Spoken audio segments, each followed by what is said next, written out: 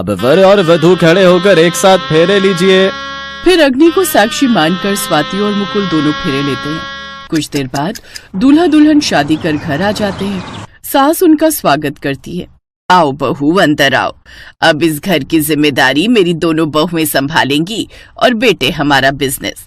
अब हम दोनों बूढ़े बुढ़िया तो बस आराम करेंगे, आराम। कांता, अब सारी बातें यही करोगी क्या? अब बहू को अंदर जाकर आराम भी करने दो। हाँ हाँ, जा बहू, जाकर आराम कर। मैंने कौन सा इसे पकड़ कर रखा हुआ है। अब स्वाति अपने पति मुकुल के साथ कमरे में सोने चली जाती है। अगली सुबह 5 बजे उसकी जेठानी उनका दरवाजा बजाती है। देवरानी जी, ओ देवरानी जी, अभी तक सो रही हो क्या? बिस्तर पर आंखें मलते हुए स्वाति। उफ, कौन है आधी रात को जो दरवाजा पीट रहा है? अरे, ये तो भाभी की आवाज है। रुको, मैं दरवाजा खोलता हूँ। मुकुल दरवाजा खोलता है। ओफो देवर जी, आपने कितनी देर लगा दी दरवाजा खोलने में? देवरानी जी कहाँ है? आज उनकी पहली रसोई की रस्म है। देवरानी जी, ओ देवरानी जी। जी जेठानी जी, आज तुम्हारी पहली रसोई की रस्म है, जल्दी से नहाकर रसोई में आ जाइए। हाँ, लेकिन वो तो सुबह होती है ना, ये आधी रात को। आधी रात? मैडम, सुबह के 5 बज रहे हैं और नहाने के बाद सीधा रसोई में आ जाओ। अभी खाना बनाने लगोगी तभी तो 8 बजे तक सबके लिए खाना बनकर तैयार होगा। क्या भाभी, कुछ भी, भला इतना वक्त थोड़ी ना लगता है खाना बनाने में। वो तो तुम्हें खुद ही पता चल जाएगा। अब जल्दी से तैयार होकर रसोई में आ जाओ। कुछ देर बाद स्वाति तैयार होकर रसोई में आ जाती है। देवरानी जी, मटर पनीर की सब्जी, रायता, मिक्स वेज और साथ में रोटी बना लेना, क्योंकि पूड़ी यहाँ कोई नहीं खाता। बस इतनी सी बात, ये तो अभी बनकर तैयार हो जाएगा। मैडम, आपने पूरी बात ठीक से सुनी नहीं। आपको 101 रोटियां बनाकर तैयार करनी है, क्योंकि यहाँ सब 101 रोटियां खाते हैं। क्या? 101 रोटियां? हाँ, 100 हम सब के लिए और 1 हमारे छोटे से कुत्ते टॉमी के लिए। फिर जेठानी अपने कमरे में चली जाती है और देवरानी लग जाती है अपनी पहली रसोई में। हे भगवान, ये कैसा ससुराल है जो मुझसे 101 रोटियां बनवा रहे हैं। बताओ भला, नई बहू से कोई ऐसे काम लेता है क्या? कमबख्तों का पेट है या पिटारा? 101 रोटियां तो हमारा पूरा कुनबा भी नहीं खाता। फिर गैस के पास खड़े होकर वो सबके लिए खाना बनाती है, लेकिन 101 रोटियां बेलते बेलते उसका हाथ दर्द करने लग जाता है। हे राम, ना जाने वो कौन सी घड़ी थी जब मैंने मुकुल से शादी के लिए हाँ की थी। अरे बहू, खाना बन गया या अभी 2-3 घंटे और लगेंगे? जी जी, बस माँ जी ले आई। कुछ देर बाद स्वाति सबको टेबल पर खाना परोसती है, साथ ही 101 रोटियां भी परोसती है। ये क्या बहू, आज 8 से 9 बज गए। हम लोग रोज 8 बजे नाश्ता कर लेते हैं, लेकिन तुम हो कि 9 बजा दी। अरे नई बहू है, पहला दिन है, कोई बात नहीं, धीरे धीरे आदत पड़ जाएगी। ये सुनकर तो स्वाति को चक्कर आने लगते हैं। फिर उसके देखते ही देखते कुछ ही देर में उसके सास ससुर, जेठ जेठानी, ननद, देवर, पति सब मिलकर घपाघप वो रोटियां चट कर जाते हैं। भाभी, रोटी तो बड़ी अच्छी नरम नरम बनी थी। अच्छा, तो अब से सारी रोटियां ना ये स्वाति बनाएगी। रसोई की जिम्मेदारी माँ जी आप इसी को दे दो, मैं तो बाकी के काम देख लिया करूंगी। हाँ, तो इसमें कौन सी बड़ी बात है, स्वाति बहू अच्छे से काम कर लेगी, पता है मुझे। क्यों स्वाति बहू, ठीक कहा ना मैंने? जी माँ जी। कुछ ही देर में वो पूरा टेबल चट हो जाता है। न जाने ये 1 नंबर का भुक्कड़ ससुराल कहाँ से मिल गया। अब मुझे रोज ऐसे ही 101 रोटियां बनानी पड़ेगी, फिर तो मेरे हाथ ऐसे ही टूट जाएंगे। नाश्ता करने के बाद वो सब अपने अपने कमरे में चले जाते हैं और स्वाति रसोई की साफ सफाई में लग जाती है। सारा काम निपटाने के बाद स्वाति अपने कमरे में आराम करने जैसे ही जाती है, वैसे ही उसकी ननद वहाँ आ जाती है। ये क्या छोटी भाभी, आप यहाँ आराम कर रही हैं? दिन के खाने का वक्त हो गया, हमारे लिए लंच बना दीजिए। और हाँ, लंच में दाल चावल खाते हैं। ऑर्डर देकर ननद वहाँ से चली जाती है। ये लोग इंसान है या हब्सी जो इतना खाना खाते हैं? बताओ, नाश्ते में 101 रोटियां डकार के और अब फिर खाना खाना है। चल बेटा स्वाति, लग जा फिर से काम पर। स्वाति फिर से रसोई में जाती है और दिन के खाने की तैयारी में जुट जाती है। सबको खाना खिलाकर बर्तन धोकर उसे शाम हो जाती है। फिर जैसे ही वो अपने कमरे में जाती है, तब तक शाम के 5 बज जाते हैं और वो थोड़ी देर सोने के लिए जैसे ही लेटती है, वैसे ही उसकी जेठानी उसके पास आ जाती है। ओ हो, महारानी को देखो कितने मजे से आराम फरमा रही है, और एक हम है जिन्हें माँ जी ने सब्जी लेने भेज दिया था। मैडम, अब उठ जाओ और जाकर पहले सबके लिए शाम की चाय बना दो, फिर रात के डिनर की तैयारी करो। लेकिन भाभी मुझे थोड़ी देर सोने दो, फिर मैं उठकर सारा काम कर दूंगी। नहीं नहीं नहीं, ये क्या बात हुई? हमारे यहाँ कोई भी इस वक्त नहीं सोता, और माँ जी को पता चला तो वो बहुत गुस्सा करेंगी। और तुम तो जानती हो अपने यहाँ 101 रोटियां बनती हैं, इसलिए जल्दी से खाना बनाना शुरू करोगी तभी तो समय पे सबको रात को डिनर मिलेगा। नहीं तो ऐसा ना हो कि पापा जी फिर से गुस्सा करें। नहीं नहीं जेठानी जी, मैं अभी जाकर सबके लिए चाय बनाकर लाती हूँ और फिर रात के खाने की तैयारी कर लेती हूँ। स्वाति फिर से रसोई में जाती है और खाना बनाने में लग जाती है। हे भगवान, इतना सारा आटा गूंथते गूंथते तो हाथ में दर्द होने लगा। कैसी निर्दयी औरतें हैं इस घर की, जिन्हें बिल्कुल भी दया नहीं आती, जो 101 रोटियां नई दुल्हन से बनवाती हैं। मेरे हाथों की मेहंदी तो ये आटा गूंथते गूंथते ही निकल गई, और ऊपर से इतनी रोटियां बनाते बनाते उंगलियां भी जल गईं। फिर सारा काम निपटाने के बाद वो रात को बिस्तर पर आते ही लेट जाती है। आओ डार्लिंग, मैं तो कब से तुम्हारा वेट कर रहा था। क्यों, क्या चाहिए? कैसी बातें करती हो, अब पति को पत्नी से क्या ही चाहिए होता है। खबरदार जो मुझे हाथ भी लगाया। पहले ही तुम्हारे घर वाले कम थे जान खाने के लिए, जो अब तुम भी आ गए। क्या हुआ बाबा, क्यों गुस्सा हो रही हो? इतनी रोटियां तो मैंने पूरी जिंदगी में नहीं बेली होंगी जितनी यहाँ बेल ली। ऊपर से तुम्हारी भाभी खुद तो रसोई के काम से बच निकली और मुझे रसोई में फंसा दिया। कोई बात नहीं स्वाति, कल ऐसा करना, तुम शाम को सबके लिए खाने में पुलाव बनाकर रख देना और हम दोनों बाहर चलेंगे डिनर करने। ये सुनकर स्वाति खुश हो जाती है और अगले दिन, माँ जी आज मैं आप सबके लिए डिनर में पुलाव बना दूं? ना ना ना, यहाँ ये पुलाव शुलाव कोई नहीं खाता, हमें तो रोटियां ही खानी है। लेकिन माँ जी 101 रोटियां बेलने में समय लग जाएगा। वो क्या है ना, मैं और मुकुल आज डिनर पर बाहर जाने वाले हैं, तो हमें देर ना हो जाए। क्या, डिनर के लिए बाहर? फिर तो हम भी चलेंगे साथ में, वैसे भी एक अरसा ही हो गया बाहर डिनर किए हुए। हाँ हाँ दादी, मैं भी चलूंगी, हम सब चलेंगे, बड़ा मजा आएगा। ये सुनकर तो स्वाति के चेहरे की रंगत ही उड़ जाती है। अब वो सभी एक साथ डिनर के लिए बाहर चले जाते हैं। लेकिन जो लोग घर पर 101 रोटियां खा जाएं, भला वहां उनका कम खाने से क्या होगा? ऐसा कर मुकुल पुत्र, 25 नान और मंगवा ले। पापा 25 से क्या ही होगा, एक काम करो भैया, 60 नान मंगवा लो, और 30 तंदूरी रोटी तो है ही अपने पास, साथ में बटर चिकन भी और मंगवा लेना। मुझे तो मलाई कोफ्ता बहुत अच्छा लगा, एक प्लेट और ऑर्डर कर दो। उस वक्त तो सब मजे से गपागप खाए जा रहे थे, लेकिन जैसे ही बिल मुकुल के हाथ में आया उसके होश उड़ गए। 20,000 का बिल?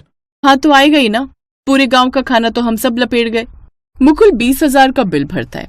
उस रोज स्वाति को तो 101 रोटियां बेलने से छुटकारा मिल जाता है, लेकिन मुकुल की जेब पर काफी असर पड़ जाता है।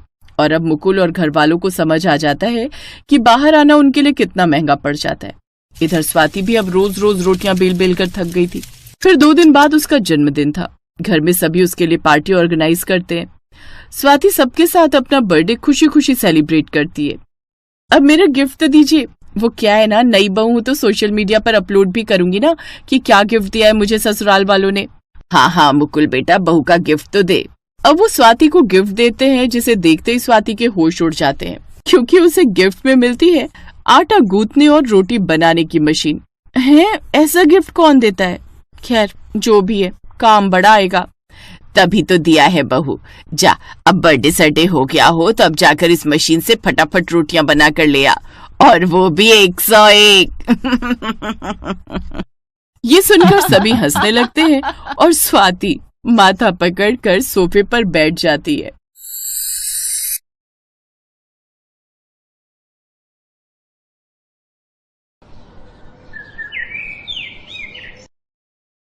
क्या बात है पिताजी, आपको खाना पसंद नहीं आया क्या? आपका चेहरा देखकर तो ऐसा लग रहा है जैसे आपके खाना खाने की इच्छा ही खत्म हो गई हो। बात तो तुम्हारी एकदम सही है बहू, ये खाना देखकर तो मेरा मन ही हट गया, लेकिन इसमें तुम्हारी भी क्या गलती? तुम्हें आए हुए अभी जुम्मा 2 ही दिन तो हुए हैं। गलती तो तेरी सास शारदा की है। अब घर वालों की पसंद नापसंद बताने का काम तो इसका है ना, लेकिन अब तेरी सास को ही परवाह नहीं तो फिर तुझे क्या ही नाराजगी दिखानी। तो बाबूजी आप मुझे बताइए ना, आपके खाने ना खाने की जिम्मेदारी मेरी है। आप मुझे बताइए, अब से मैं आपके खाने पीने का ख्याल रखूंगी। अरे एक बार चक्कर तो देखिए, 2 सब्जियां, पूरी, हलवा, कितना कुछ है, लेकिन इनकी जान तो बस चटनी में ही अटकी पड़ी है। और सच कहूँ बहू तो तू रह नहीं दे। अगर तूने इनकी ये फरमाइश पूरी कर दी ना तो तेरा भी जीना मुश्किल हो जाएगा, जैसा मेरा हो गया है। ओह, तो ये सब चटनी के बिना होने से हो रहा है। इसका मतलब बाबूजी को चटनी पसंद है। कोई बात नहीं बाबूजी, आप थोड़ी देर रुकिए, मैं जल्दी से चटनी बना कर लाती हूँ। कुछ ही देर में वो चटनी बना कर ले आती है। ये लीजिए बाबूजी, आपकी पसंद की चटनी। अब आप खाना खा लीजिए, फिर बताइए आपको खाना कैसा लगा। अब तो ये ना पूछे तो ही ठीक है बहू। सच में जैसी सास वैसी ही बहू ढूंढ कर लाई है। क्यों, ऐसा क्या हो गया बाबूजी? इस बूढ़े आदमी को एक चीज अपनी पसंद की मिल जाए तो इस बुढ़िया के सीने पर तो सांप लौटने लगते हैं। बुढ़िया होगी मेरी सौतन।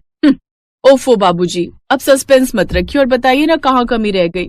मैं बताता हूँ सिमरन, कमी कहाँ है।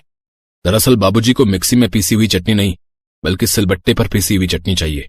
ओह, लेकिन बाबूजी सिलबट्टे पर तो मुझे चटनी पीसनी आती ही नहीं है, और इस बात से आखिर फर्क भी क्या पड़ता है कि चटनी कहाँ पीसी गई है। अरे मैं तो चटनी की शक्ल देखकर बता सकता हूँ कि चटनी मिक्सी में पीसी है या सिलबट्टे पर। तुम आजकल की जनरेशन भी ना, तुम्हें हर चीज मिनट में ही चाहिए, फिर चाहे वो 2 मिनट में बनने वाली मैगी हो या फिर 2 मिनट में मिक्सी में पीसने वाली चटनी। तुम आजकल के बच्चे मेहनत ही नहीं करना चाहते। अच्छा, ये तो आजकल के बच्चे हैं, लेकिन आप तो पुराने जमाने के हैं ना, फिर आपकी बाजुओं में तो ज्यादा ताकत होगी। ऐसा करो, तुम ही चटनी पीस कर बना लो। जब खुद सिलबट्टे पर चटनी पीसनी पड़ेगी ना, तब पता चलेगा कि कैसा लगता है सिलबट्टे पर चटनी पीसना। ओफो माँ बाबूजी, अब बस भी करो। अब तो आपकी बहू भी आ गई है, फिर भी आप बच्चों की तरह लड़ते रहते हो। 25 साल हो गए मुझे आपका ये चटनी युद्ध सुनते सुनते। नैना बिल्कुल ठीक कह रही है। अब तो घर में बहू आ गई है तो आप लोग उसे भी क्यों अपना ये चटनी युद्ध दिखाना चाहते हैं? जब देखो चटनी चटनी। बिल्कुल ठीक कहा तूने, इस बुढ़ऊ की तो जैसे जान बसती है चटनी में। रहने दो माँ, तुम भी कम नहीं हो। जब आपको पता है बाबूजी को चटनी इतनी पसंद है तो बना नहीं सकती उनके लिए चटनी? वाह वाह, सारी जिंदगी तेरी सुसु पोटी मैंने धोई, तुझे पाल पोस कर मैंने बड़ा किया, और ये महाशय अपने बाप की साइड ले रहा है। रहने दो, मुझे तो खाना ही नहीं खाना आप लोगों के साथ। हाँ तो मुझे भी नहीं खाना। हाँ तो मुझे भी नहीं खाना कोई खाना वाना। इस तरह सभी मुंह फुलाकर अपने अपने कमरों में चले जाते हैं और बेचारी नई बहू सर पकड़कर बैठ जाती है। 2 घंटे तक रसोई में खड़े रहकर सबके लिए इतनी मेहनत से खाना बनाया। सोचा था सब लोग मेरी तारीफ करेंगे, लेकिन यहाँ तो सब मुंह फुलाकर चले गए। अब ऐसा करती हूँ, सबको थाली में परोसकर उनके कमरे में ही दे आती हूँ। जब भूख लगेगी सब अपने आप खा लेंगे।